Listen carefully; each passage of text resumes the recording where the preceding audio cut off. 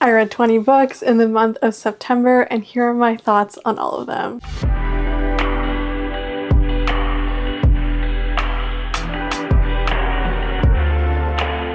Hello everyone, welcome back to another video where I'm going through all the books that I read in September. This month was officially the month where I started my fall TBR, and I think overall there were fewer books that I was extremely excited about, but I wanted to let the fall vibes, you know, kind of settle in, so I picked up a lot that had that vibe. This month I read 6,412 pages and listened to 136 hours. 65% of the books that I read were audiobooks, 30% were print, and only 5% were digital copies. Once again, 40% of my reads were from Libby, another 25% were physical copies, 10% were spread across Libro.fm, Google Play, and NetGalley, and 5% were on Spotify. The first book that I listened to this month was an audiobook, Love Unarranged by Lauren Asher. This is the third book in the Lake Wisteria series. I think that's what that's called. This is kind of like a fake dating slash fake engagement romance, and it follows Lorenzo and Lily, who we've kind of seen in the background of the previous two books. Lorenzo is one of the candidates who's up to win mayor in Lake Wisteria, and Lily is, of course, Dahlia's younger sister. So Lorenzo and Lily enter this fake relationship to help Lorenzo win mayor, and Lily has kind of like a personal stake in him winning mayor because it means that her family business will be able to stay in Lake Wisteria. So yeah, we've kind of seen snippets of the romance in the previous two books, and they were really cute. I think overall I'm just kind of over the whole grumpy, broody, asshole billionaire love interest. There were scenes where Lorenzo would snap at Lily or just like make really harsh comments about her, and I understand that they're meant to get off on the wrong foot, and it's sort of supposed to be this like mutual dislike before they become lovers, and also the fact that Lorenzo tends to push people away from getting too close to him and caring about him. But I feel like if I was in Lily's shoes and a man snapped at me like some of the ways that Lorenzo did in this book, I would immediately be walking away and not looking back. The audiobook was good though. It was a duet narration. I've really been liking the narrators for this series, and I really like how much more Latina rep there is in these past three books. The next audiobook I listened to was Falling Like Leaves. This is one of the very fall-coded books I was talking about in the previous clips. It follows an ambitious teen who moves to this small town somewhere in like the northeastern part of the United States from New York City when her parents get separated, and her mom's side of the family lives in this small town. So she and her mom make the way to go visit her aunt, her cousins, etc. And growing up, she used to go to this small town when she was younger, so she gets to reunite with some of the people that she hasn't seen in a really long time, including this boy who works at a coffee shop. It's kind of like the epitome of a teen romance set in a small town, almost as if you're following Rory from Gilmore Girls. I don't really think the story necessarily added anything valuable for me, but again, if you're just looking for a book that screams fall, this is it. The next book I picked up was People Watching by Hannah Bonham Young. This is the romance that follows Milo, who's kind of a nomad and jumps from place to place, especially when he starts catching this emotional attachment to the people he's staying with and the place he's staying in. He comes back to the small town where his older brother lives to help out with his siblings, and there he meets Prue, our other main character, who lives with her mom and dad. Their family runs this gas station slash grocery store, and her mom has early onset Alzheimer's, so she and her dad kind of act as her mom's caretakers, and because of this, Prue's never really experienced life, even though she's like in her 20s. You know, this is the year where she should be like living on her own, figuring out her life, her career, all these things, but she feels this commitment to take care of her mom, and she doesn't want to abandon both of her parents. Now, the gas station slash grocery store that Prue's family runs is very close to Milo's siblings' house, so the two of them meet one day and they really have this like instant chemistry, and Prue ends up asking Milo to help her experience some of the things that she's never experienced, especially in the relationship department. The two of them get attached in this like no strings type of fling, and I really appreciated the way that Hannah wrote this part of the romance. It doesn't follow the typical plot that you expect it to follow for a book about like two friends being friends with benefits. You can also see that this book is like relatively short, as are most of her romances now that I think about it, and that is because the editing in her books is so tight. She never wastes her sentences. There's like emotional meaning behind every single one of her phrases. Like every word, every sentence makes such a big impact. There's no extra fluff, and I really think this is such a valuable skill for a writer to have, and honestly that a lot of other authors could benefit from this. This is also the first dual POV book that Hannah has written. I've seen a lot of negative reviews on TikTok talking about how they didn't like the chapters from Milo's perspective, that he kind of like over-sexualizes Prue and he's constantly thinking about her in like a sexualized way. I didn't really think it was that prominent in the book. I don't know if the readers who are saying this just aren't as experienced as romance readers, but yeah, it didn't seem like a big problem to me. I will say I was a little tired that this book kind of had the trope of like the bi character being the one who is like super promiscuous and like sleeps with anyone and everyone they see. I think it helped that there were other facets of Milo's character, the way he interacts with Prue's family, his own siblings, the trauma that he has from his own childhood. I think that helped me feel like he was more of a well-rounded person. But yeah, I'm just kind of tired of that stereotype in media. Overall, I think that Next to You by Hannah still remains my top book of hers, but this is still definitely very enjoyable. Guys, I put on this flannel because I wanted to embrace the fall vibes, but now I'm sweating so profusely, so I'm gonna take this off. The next book that I listened to is actually a novella called Becoming the Dark Prince, and this is a novella from the Stalking Jack the Ripper series by Carrie Maniscalco. If you don't know this about me, Stalking Jack the Ripper is one of my god tier YA series. It's like the perfect academic rivals, mystery, and historical fiction series. I love these books so much. Audrey Rose and Thomas, they're truly an OTP for me. This novella in particular kind of takes place in the tail end of book 3. It overlaps the events there and it's from Thomas's point of view, whereas the rest of the books are all from Audrey Rose's point of view. And oh my god, reading this book from Thomas's point of view was so crazy. The yearning in this book was insane. Like, I'm convinced that no one loves their girl more than Thomas loves Audrey Rose. We also get to see like a jealous side of Thomas throughout this novella too.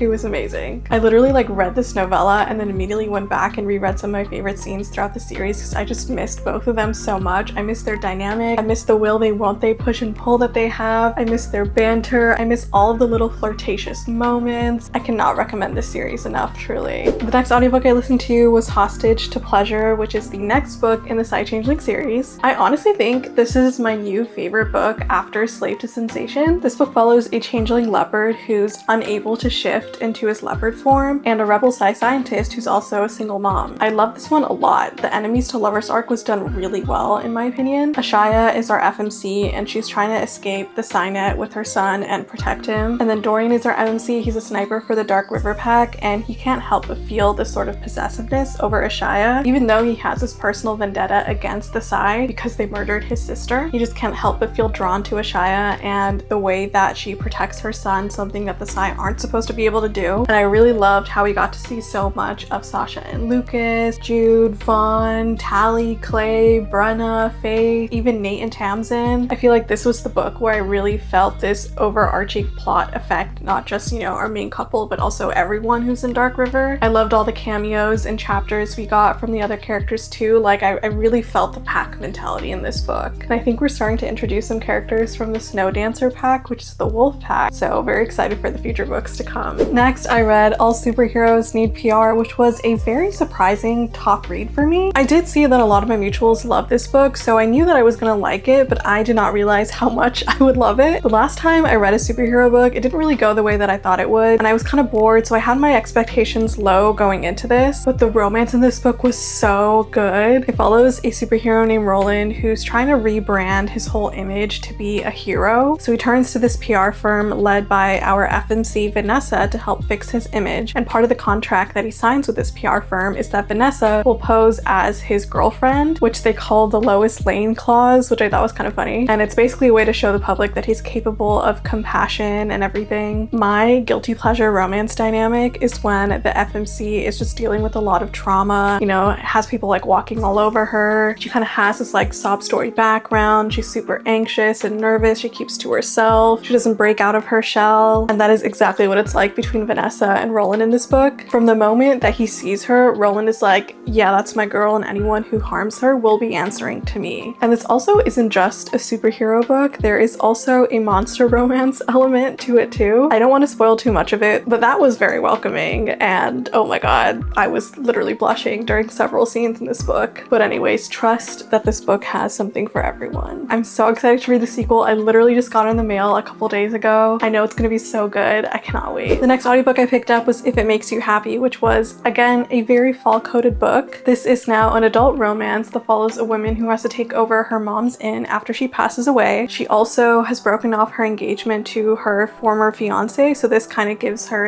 an ability to have this fresh start, move to a new town, kind of like figure out what she's gonna do before she takes her next steps. She's only temporarily working on this inn until her sister comes in and is able to take over it full time. And then when her sister does, she'll go back to Seattle, I think it was. Honestly, if I'm completely honest, this was very similar to Falling Like Leaves, but like the adult version if you were following Lorelai from Gilmore Girls instead of Rory. There's also a slow burn strangers to friends to lovers romance between the main character and this guy who runs a bakery in the small town and has 2 daughters. He's a single father and he's trying not to start something with the main character because he knows that she's going to be leaving by the time that her sister comes in to take over the inn, but they just can't help but like feel that there's something more in their friendship. And yes, the romance was cute, but it was also so slow burn and like so drawn out. I'm checking right now. Yeah, this book is literally 500 pages long, which is crazy. There were so many ways this book could have been edited down and the romance would still hit just as hard. It's also set in the 90s, which like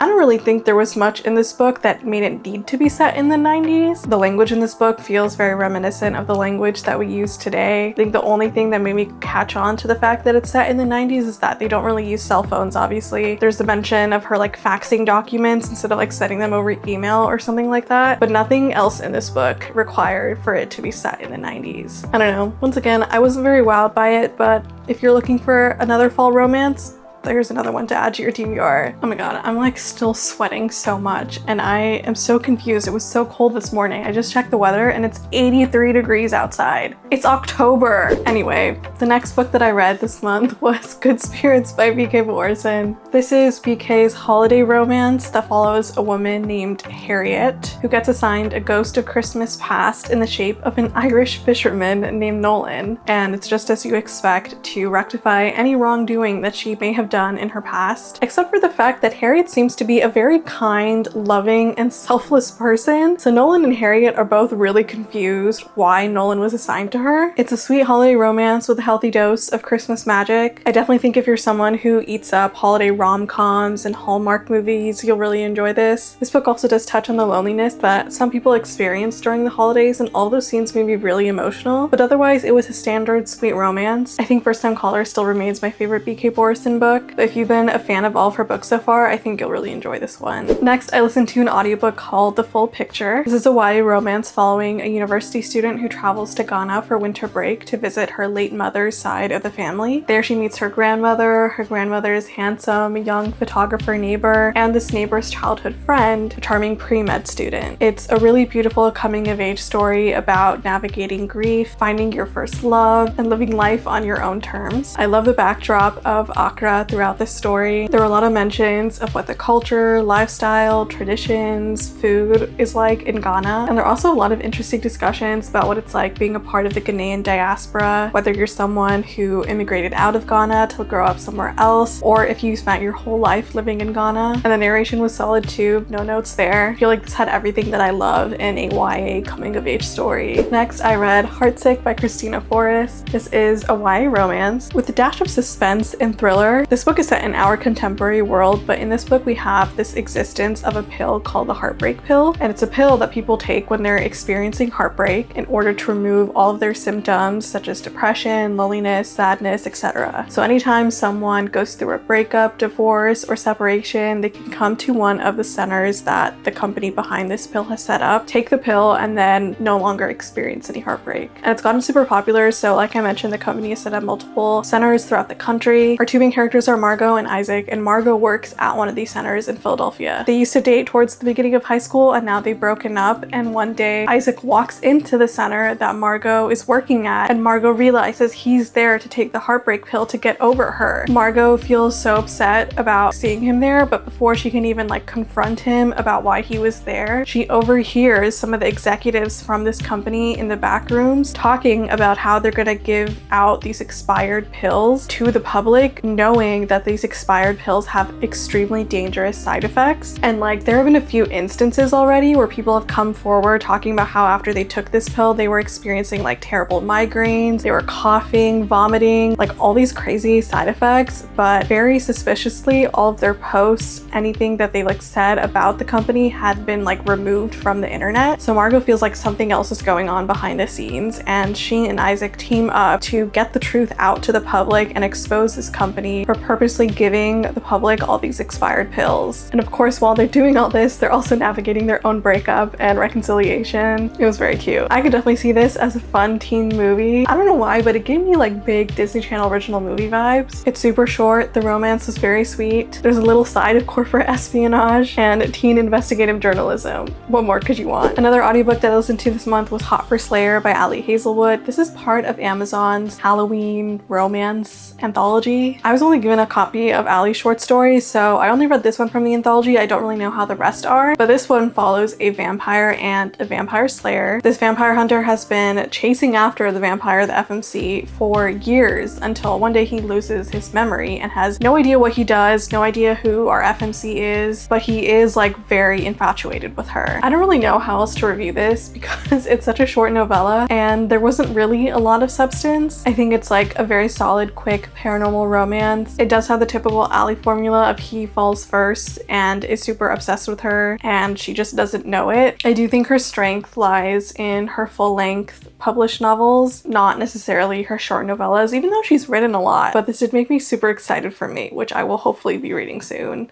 I'm here a few days later after the previous clips were recorded because halfway through editing, I realized all of the clips that I filmed for the second half of the video had no audio. I literally have no idea what happened. Somehow either the camera that I was using or the mic that I was using stopped picking up the audio, and I literally have a bunch of clips of me just silently talking with a bunch of static in place of my words. So we're gonna have to stand here and redo talking about the last 10 books that I read this month. Kind of a bummer, but at least it was only half of the video and not the entire thing. The other good news is that since it's several days later, the weather is now cooler and I am back to wearing this flannel and capturing the fall vibes. So at least I have that going for me. Anyway, the next book I left off on was Well Actually by Maisie Eddings. This book was so freaking good, and another book that was a genuine surprise for me this month. It's a romance that follows a woman named Eva who runs her own pop culture talk show called Sausage Talk. It's kind of modeled after Chicken Shop Date, and her views have been tanking and her network has been pressuring her to try different engagement methods to get their numbers back up. But Eva has this longing to talk about actual hard-hitting news topics and not just like celebrity gossip on her show. One drunken night, she's scrolling through her For You page on TikTok and she comes across this video of this man named Riley, who's one of those male feminist influencer types that makes videos breaking down toxic masculinity and teaching men how to be better partners. Riley also happens to be Eva's ex from college. They dated for a few months and then he ended up ghosting her. So Eva, in her drunken state, records a TikTok exposing Riley as her college ex, talking about how he wasn't good in bed, how he ghosted her, and posts the video without a thought. Of course, overnight, the TikTok blows up and so many people are talking about this dynamic between Riley and Eva. Her network decides to capitalize on this moment and brings Riley as a guest on Eva's show. And the two of them have like insane chemistry right from the get-go. So they decide to start the series of collaborations together to bring Eva's numbers back up. And then over the course of that, you see the two of them kind of rehash their old relationship and their feelings resurf and everything. I have been putting off reading this book for so long because I was kind of turned off by the whole concept of this type of a love interest. In my head, I was picturing that he was like some sort of conservative podcast bro or like a performative male that like talks about feminism but doesn't actually practice any of it in their real life. Like one of those Joe Rogan types, you know what I'm talking about. But that was actually not the case at all. I'd honestly say that this book features one of the most emotionally mature male love interests that I've ever read about. I loved his relationship with Eva, the way he handles all of her insecurities. I love how he apologizes and makes up for the mistakes that he made when they were in college and how he really puts an effort to show Eva that he is a changed and better person now. His love for her, again, is so mature and pure and wholesome that it got to the point where I was like, wow, I actually feel like like a worse person when I read about him. There's also a really beautiful exploration of what it means to be queer and finding that part of your identity when you're an adult. And I really loved how that was explored in this novel as well. I've enjoyed pretty much all of Maisie's books so far, but the storytelling and the writing in this book was like on another level. I think if you're a fan of her previous books, plus if you love books written by Jessica Joyce, Ava Wilder, Cara Bastone, you'll really like this. This was my 5-star read of the month. I'm definitely gonna have to go back and tab all of my favorite scenes because I listened to this on audiobook. The narration is also so excellent. I love the way the narrator depicted both Eva and Riley. But yeah,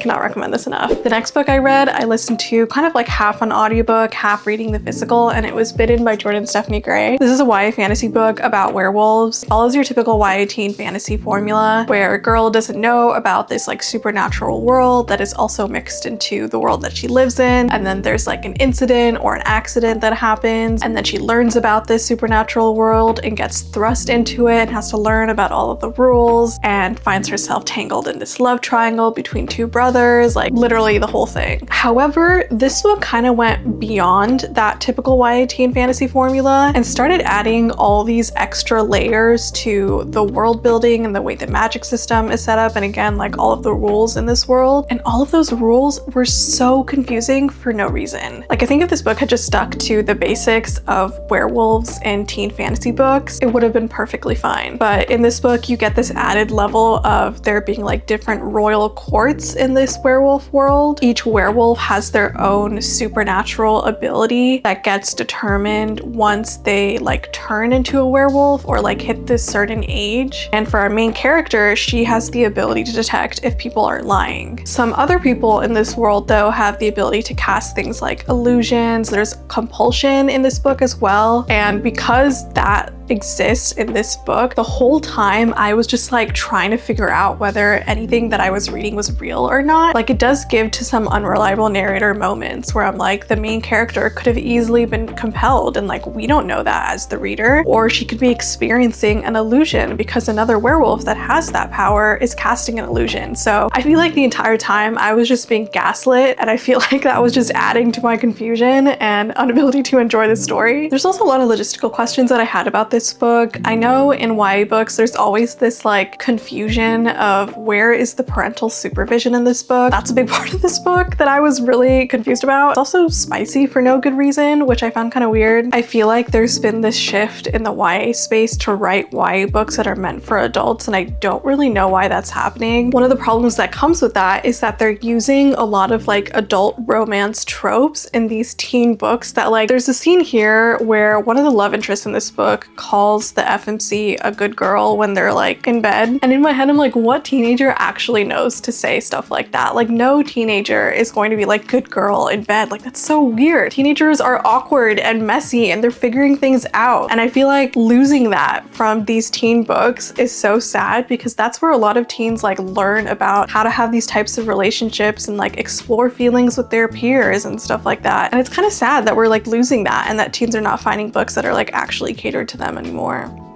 I don't know, I could go on about that, but I think in general I felt about this book the way that I felt about Blood Moon. The premise was super interesting, it had so much potential, but ultimately, again, because I've read so many great YA romantasies, my expectations are so high and I could just turn back to those books instead of continuing the series with these. The next book that I read that was probably my biggest disappointment of the month was To Cage a Wild Bird. Where do I begin with this book? I guess I should start with how I first learned about it. So this book was written by someone who I believe was a bookstagrammer at first, and because of that I was already a little apprehensive. I quite frankly think there are very few book creators who have actually done a really good job of transitioning to becoming an author. The second reason is that because this book has been called a dystopian romance by both the author and the publisher, and we all know how the other big dystopian romance book that came out this year, Silver Elite, went. For Silver Elite, it was very apparent that Dani Francis wrote that book because she wanted to write like an action book with romance and a lot of smut that had this dystopian aesthetic. But I saw some interview clips with this author talking about how she was inspired to write this book from the for-profit private prison industrial complex. And she talked about it so seriously in these interview clips that I thought she was taking the genre seriously as well. Because in my opinion, that's what you have to do if you write a dystopian book. You have to take the genre seriously and this can be said for all books and all genres, but because the nature of the dystopian genre is to be critiquing world events and current world states, I feel like it's extra important to be taking it seriously. Typically in dystopian books, you are critiquing the world that we currently live in or the state of the world that we are heading towards in the near future. And God knows that we are already living in a dystopian hellscape today. Dystopian books are also usually set in the future to create the sense of urgency so that readers will understand the consequences of what may happen if we don't take action right now. It's supposed to speculate on what might happen if humans don't take existential life threats seriously. Things like epidemics, climate change, oppression, genocide, etc. It's not a world you're supposed to fantasize about living in. In fact, it's the opposite. And if you're writing scenes where the characters are fantasizing about the environment that they live in, fantasizing being with their oppressors, falling in love with their oppressors, when there are so many people in this world today suffering at the hands of their oppressors, you're telling me that you don't take this genre seriously. I ranted about this specific scene already to many of my friends, but there is a moment in this book where the main character, who is currently in prison, the whole book takes place in a prison, by the way, and the love interest is one of the prison guards in this prison. So the two of them sneak off multiple times throughout this book, and there's a moment where they're in a supply closet doing it, and outside the supply closet are other prison guards walking past. The love interest puts his hand on the mouth of the FMC and tells her to be quiet so that they can't be overheard by the other prison guards outside, and he turns it into this like game where he's like, oh, I'm gonna like do things to your body and you have to stay quiet so that other people outside can't hear you. And this is not some sort of like cute little forbidden romance moment. This is literally a life or death situation where if she gets caught by some of the prison guards outside, she will very likely die. Why are we turning this into some like weird fantasy you're having? Like the fact that you're setting up this scene as some sort of romantic fantasy is so bizarre to me. Like the level of dissonance and ignorance you have to fantasize about something like that. And this is how I know the book was written by a white author, because right now there's so many black and brown people being snatched off the street, being kidnapped, being tortured, being killed with no consequences. And here you are fantasizing about getting caught by a prison guard. It's like truly because white people have never experienced any form of violent oppression in their lives, and so they think this whole thing is like some sort of game that will like never touch them in reality. Even beyond these issues, there were other world building issues that I had with this book. There were so many convenient loopholes the author wrote into the story to make the story advance easier. I mentioned already that this book is set in a prison and the rules of this prison could not be more relaxed. I am the last person to be defending any sort of prison type of establishment, but in this prison, the prisoners are like walking freely from cell to cell. The security cameras aren't recording half of the time so that the prison can save on electricity so they can sneakily do all the rebel activities. The warden and other high-level prison guards don't see when the low-level prison guard love interest is giving preferential treatment to the FMC and her friends. Like, what kind of prison are we running here? Anyway, I'm so done with this book. I think I'm also done with reading dystopian books by white authors in general. If you couldn't tell,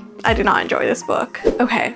Moving on, the next book that I listened to was The Gilded Heiress by Joanna Shupe. This is a historical romance set in the Gilded Age in America. And I think this was like one of my first few times reading a historical romance book set in America, so that was pretty interesting. It's an Anastasia retelling, aka the Grand Duchess from Russia who mysteriously disappeared when the rest of her family was killed. I'm a big fan of the animated 90s film Anastasia, so I knew I was gonna enjoy this. It does follow the same plotline essentially, where you have the orphan girl who gets roped into this scheme unknowingly by a con man to pretend to be the lost daughter of this rich, noble family. But then what do you know? She actually does end up being the lost daughter and gets reunited with this family and falls in love with the con man along the way. The romance was fun. This is my first time reading a book by Joanna Shupe. I know she's a very beloved historical romance author, and I can see why. The audiobook was also a lot of fun because the narrators talk in these transatlantic accents. I feel like I got exactly what I was expecting in this book, and I can't complain. Another audiobook that I listened to this month was Witchy Wood by Leah Amador. This is a cozy, witchy, magical rom-com set in Miami, following a woman who is a witch sales girl. She enters a spellcasting reality TV competition where these witches get paired with celebrities who also perform magic, and the two of them like work together as a pair to cast these spells and get evaluated by judges. She's really determined to win the cash prize in this reality competition, and she's really hoping to be paired with with this one celebrity who's been like her celebrity idol her entire life, and she knows that if she gets paired with a celebrity idol, she could also get an acceptance to this like program that the celebrity runs. But instead, the celebrity she gets paired with is one that she like absolutely despises, and that guy is our love interest in this book. This book also has the anonymous pen pals trope, which I always love. I thought it was done really cutely in this book. I read this for Latina Heritage Month, and if you're looking for a cozy Latina rom-com mixed with a little bit of like a fantasy magic element, I think you should definitely check this out. I don't think there are a lot written by Latina authors. Also, if you love reality TV competitions, I think you'll have a lot of fun with this. The next few books I listened to were all audiobooks. First, we had Tourist Season by Bryn Weaver. This is Bryn's newest dark rom-com following two new murderers. I won't use the word serial killers because I don't think they're that advanced in their murdering career, especially compared to Sloane and Rowan from Butcher and Blackbird. This follows a man named Nolan who comes to this town, Cape Carnage, during tourist season to hunt down this woman named Harper Starling, RFMC, who killed his family members during a hit and run several years ago. Harper, in the meantime, is living in Cape Carnage trying to cover up her killing habits and also protect her aging mentors from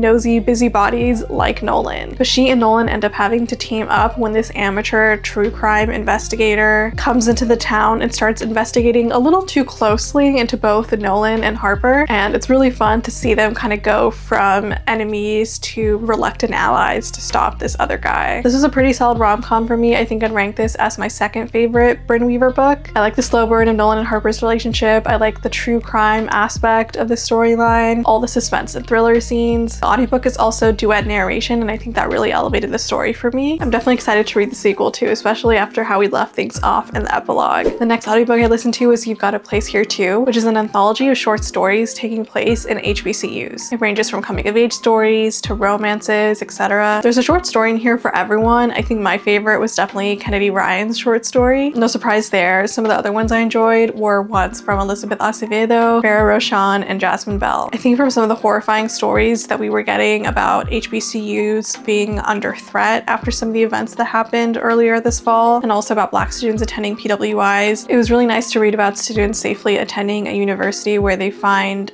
community, safety, friendship, and a home within the school. Another audiobook I listened to this month was The Eyes of Gaza, which is a series of diary excerpts from journalist Plastia Alakad. She was one of the journalists who was on the ground from October 7th onwards in Gaza. She writes about the turmoil, bombardment, displacement, destruction, genocide that all Palestinians experienced for the first 45 days of the genocide and also after when she evacuated from Gaza. It is such a gut-wrenching account of what happened in Palestine, and it was so insane to hear about the destruction from her perspective, knowing how worse things got after the events of this book. While I was reading, I couldn't help but feel like, oh my god, like this already sounds so terrible, but little does 2023 Plastia know in this book how much more terrible things are going to get going forward. The title of this book being A Diary of Resilience is very appropriate because in this book you really see how resilient the Palestinian people are. You see how much community, strength, support, pride, and generosity all Palestinian people have towards each other, even if they don't even know each other. That was probably my favorite aspect of the novel, some of the relationships she described between her family members, friends, neighbors, and colleagues, and even little children that she meets on the streets of Gaza. I really encourage everyone to read this novel. Plastia talks about how the footage that we've seen from the media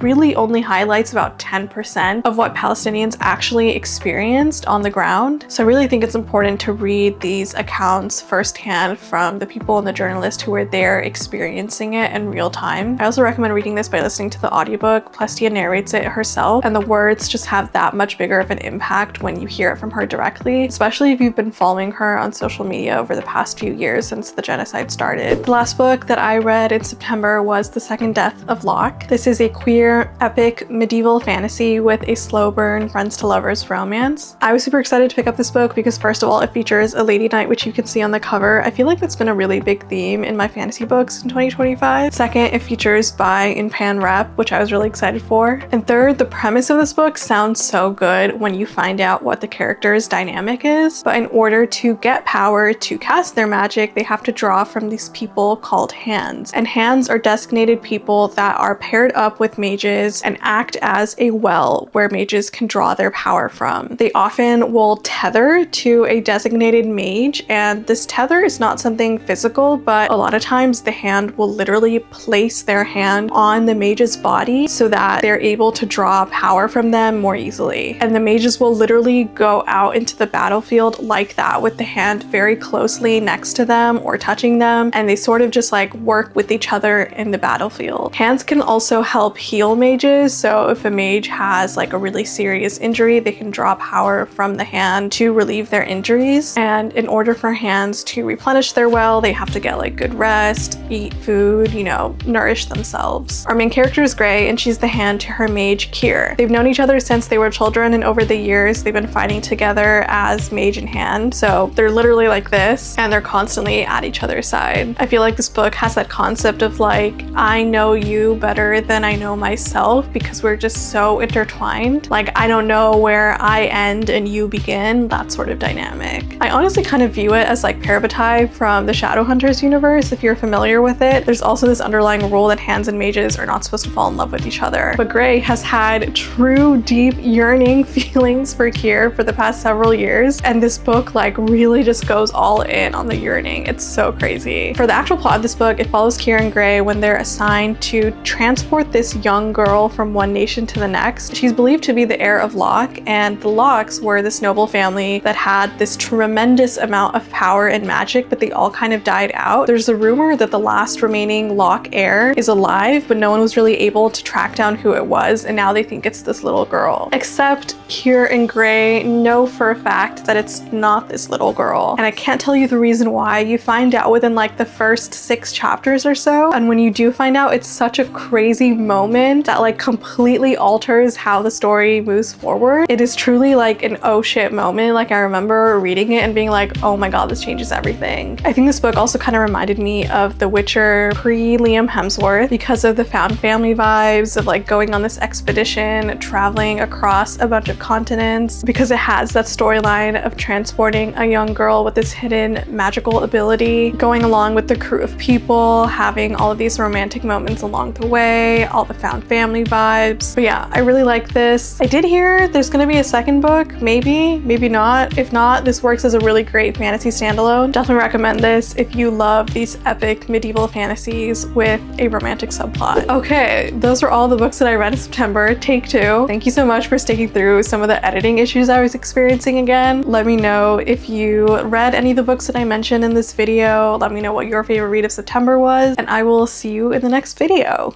Bye.